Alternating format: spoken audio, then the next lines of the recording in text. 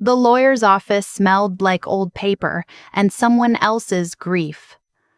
I hadn't been in Clover Falls in 4 years.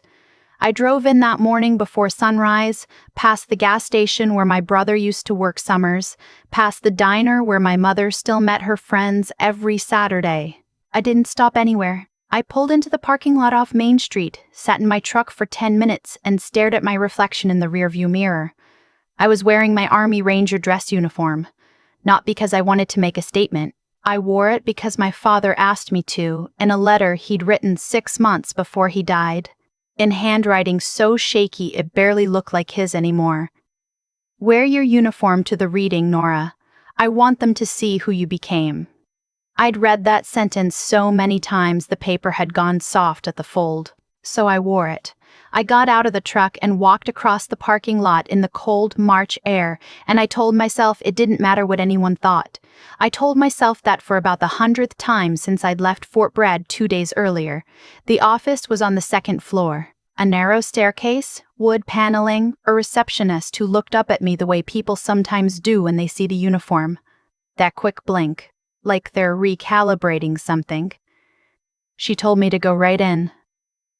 They were already there. My brother was sitting closest to the desk, in the chair that put him directly across from Mr. Fairbanks, the estate attorney.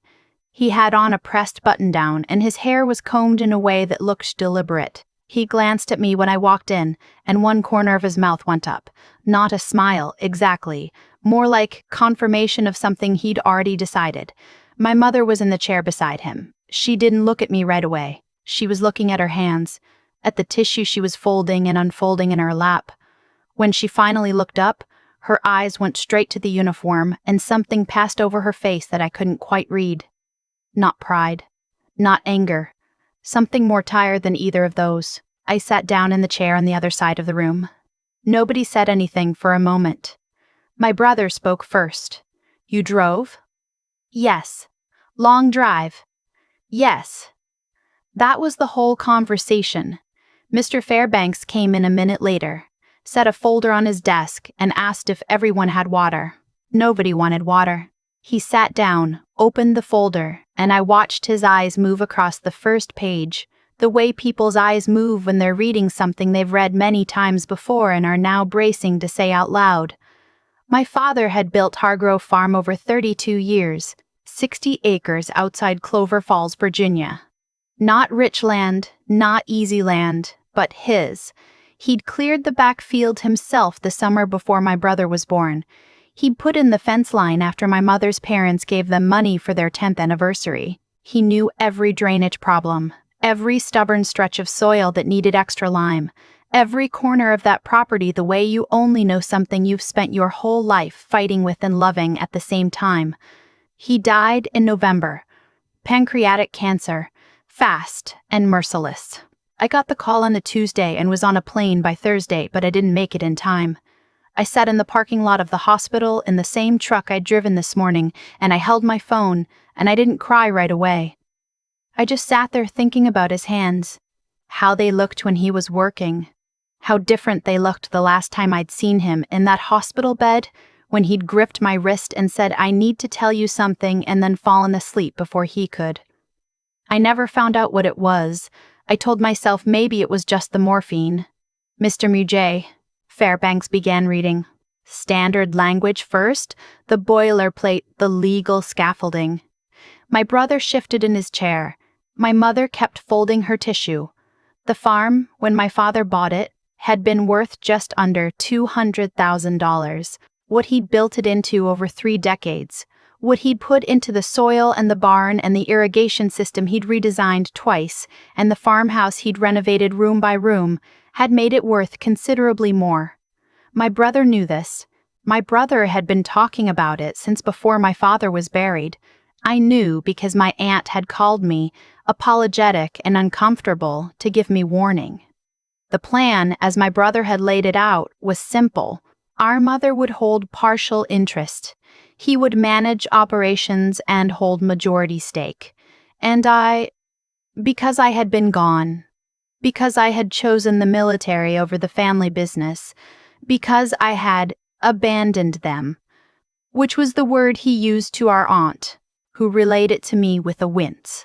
I would receive a nominal sum, a gesture, enough to say they'd included me without actually including me. He'd already hired a real estate attorney of his own. He'd already hired conversations with a developer in Roanoke who was interested in the back 40 acres. Mr. Fairbanks cleared his throat. My brother straightened slightly in his chair. To my son, Mr. Fairbanks read, and I watched my brother's shoulders settle with the specific relaxation of a man who believes he's about to get what he expected. My father left him the equipment, the tractor, the utility vehicle, the tools in the barn, the truck he'd driven since 2009. He left him the fishing gear stored in the shed, and the rifle he'd had since before either of us were born, and the wooden box on his dresser that held his father's watch, and $2 silver from 1921. My brother's shoulders stopped settling.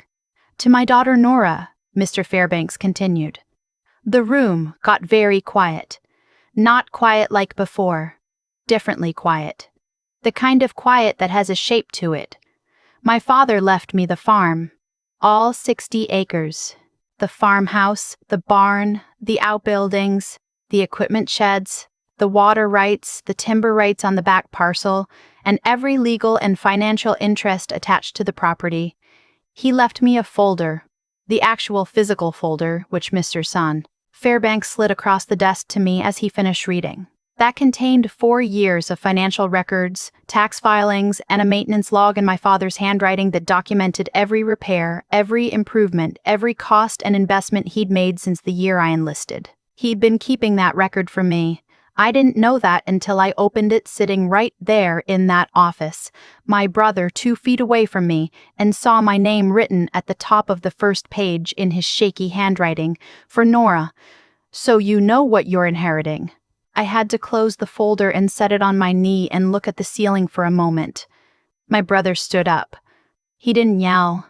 He was too controlled for that, or too aware of how it would look. But his voice had that low, pressurized quality that's worse than yelling in some ways. The voice of someone holding something in, so it comes out in a thin, concentrated stream. She hasn't been here, he said. She left. She missed everything. Dad's first surgery. She was deployed. Christmas 3 years running. Gone. Mom's back surgery. Not here. I was here for all of it. I ran this place when he couldn't, and she walks in her costume and gets the whole thing? He said, costume. I heard it. My mother heard it. Mr. Fairbanks looked down at his folder. I didn't say anything yet. I'd learned, a long time ago, that sometimes you let people finish. This isn't legal, my brother said. He wasn't competent. The cancer, the medication, we can challenge this. Mr. Fairbanks looked up. He was a careful man, the kind who chose words the way you'd choose footing on uncertain ground. Your father updated this will 14 months ago, he said. At that time, he was examined and found to be fully competent. He met with me twice, alone, with no family present. He was very clear about his intentions. She manipulated him. She was stationed overseas for most of that period. A silence. My brother turned to me. And I saw it then, not just the anger, but something underneath it. Something closer to the bone. He'd spent 4 years here. He'd done the work, made the calls, sat in the hard chairs in the waiting rooms. He believed that meant something. That it had to mean something. That the universe, or at least our father, would eventually make the accounting come out in his favor. And now he was standing in a lawyer's office, looking at a piece of paper that said it didn't. That kind of hurt turns into something ugly very fast. You don't even know what you're getting, he said to me. You don't know the first thing about running that place. You've been playing soldier for 10 years. Playing soldier. I was 26 years old when I went to Ranger School. I was the 4th woman in the history of the program to complete the course. I didn't say that then. I'm saying it now, here, because it's relevant.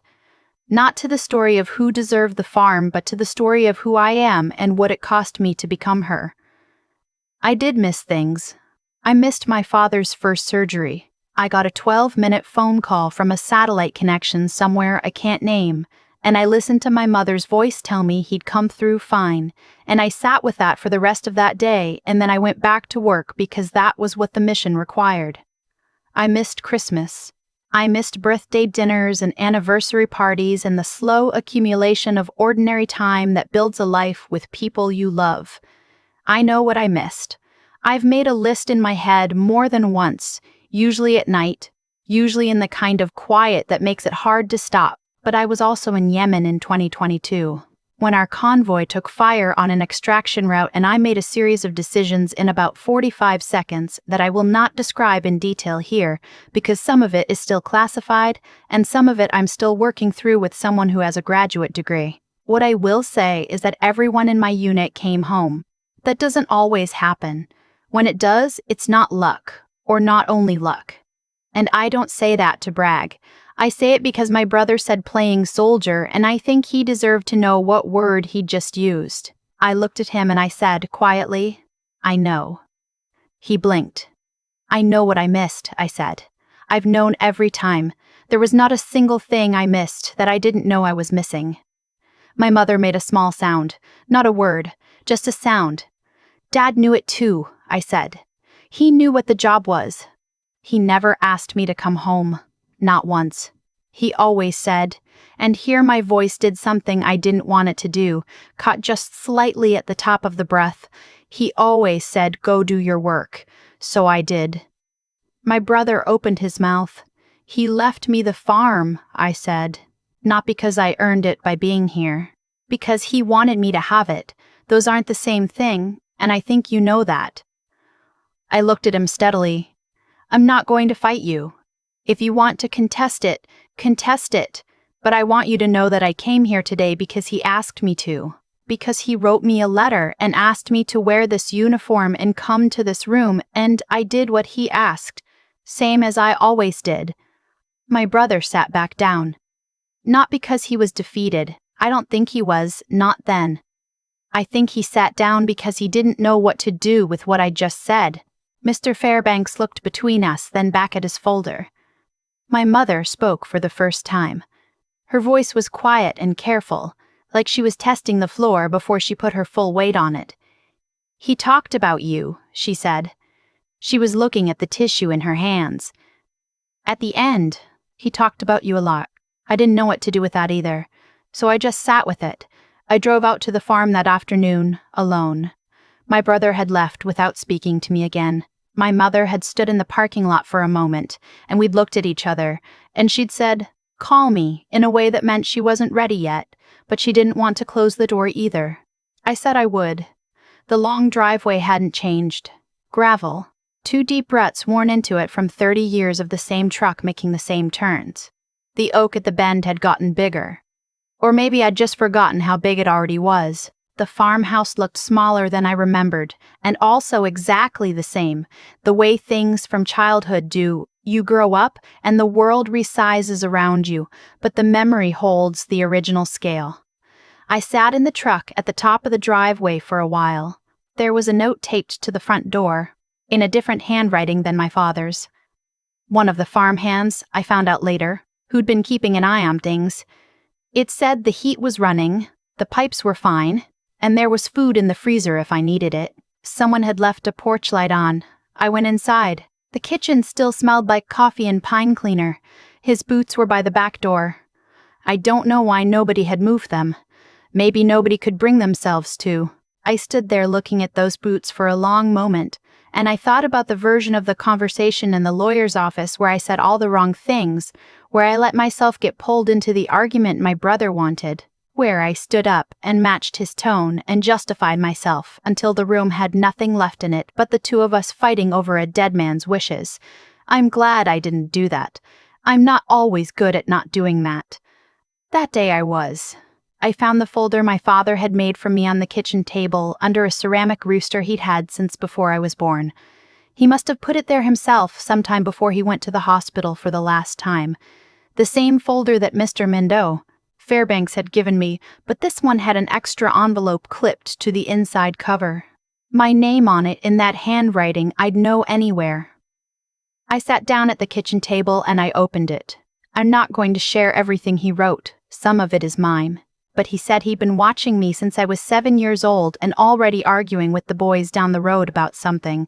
Some matter of principle I couldn't let go, and he'd thought then, this one is going to have a hard life and a good one. He said he was sorry for the years he didn't understand what I was doing or why, the years he'd asked me when I was coming home and meant it as a pressure and not a question. He said he understood now.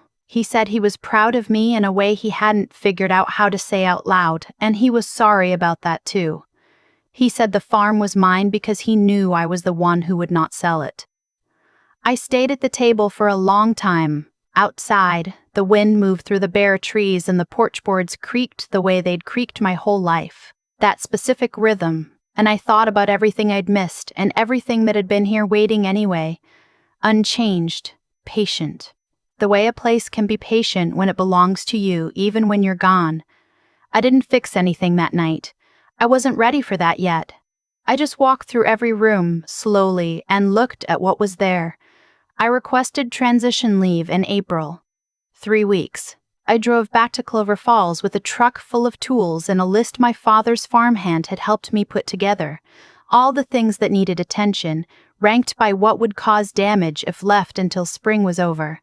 The back fence had a section down. The barn roof had a slow leak that had been slow long enough to matter. The irrigation line along the east field had a fitting that needed to be replaced before the season started. I worked my way through the list in order, methodically, the way I'd been trained to approach any problem that could be broken into steps. My mother came out one afternoon unannounced. I was on the barn roof when her car came down the driveway, and I watched her get out and stand there looking up at me with one hand shading her eyes. "You're going to fall," she said. "I'm not going to fall." She stood there for a moment.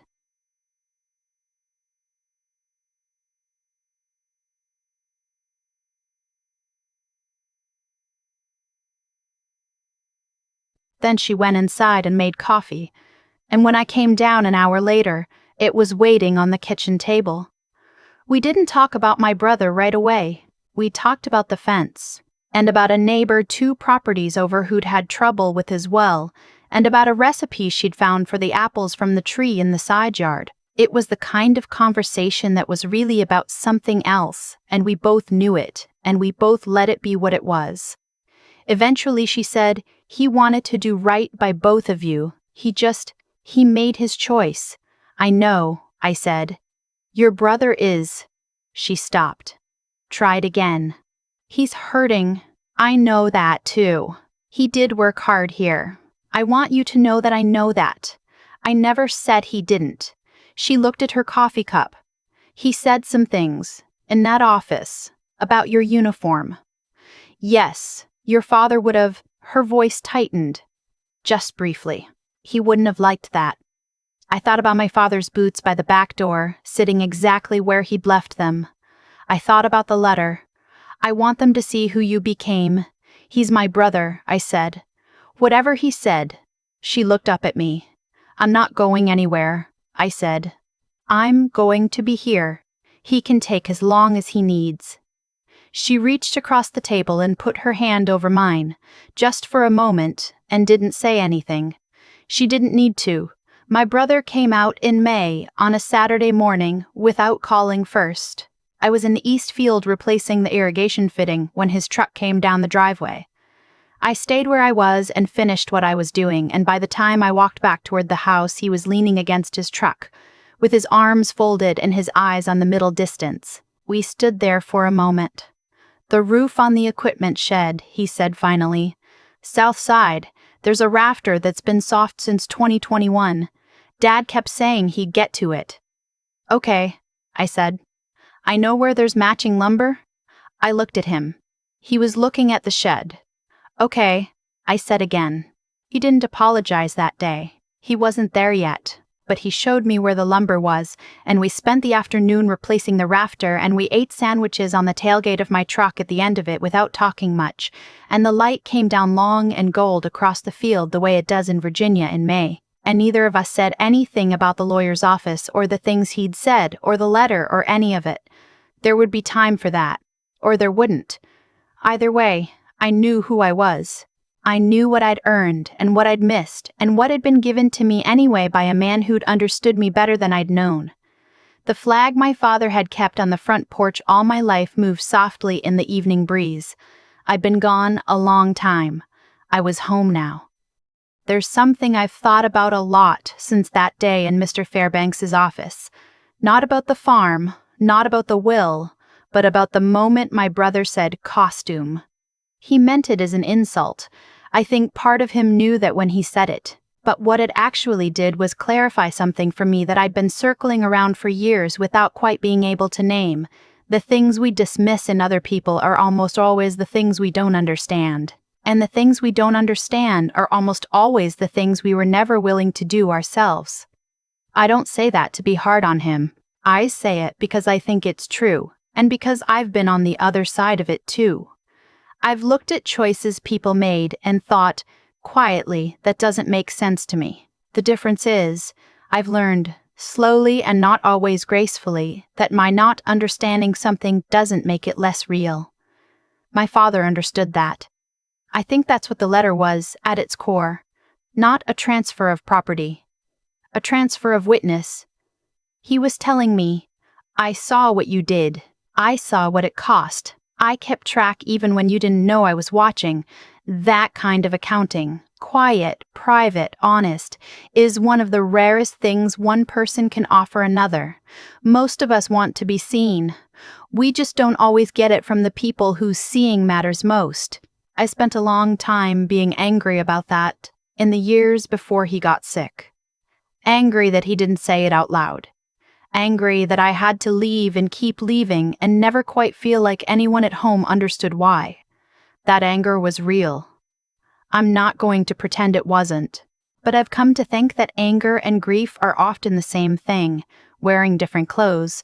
What looks like fury is sometimes just the pain of loving someone across a distance that never fully closes. What I know now, standing on the other side of all of it, is this. The work you do in private, the choices you make when no one is there to record them or reward them, those choices build something. They build you.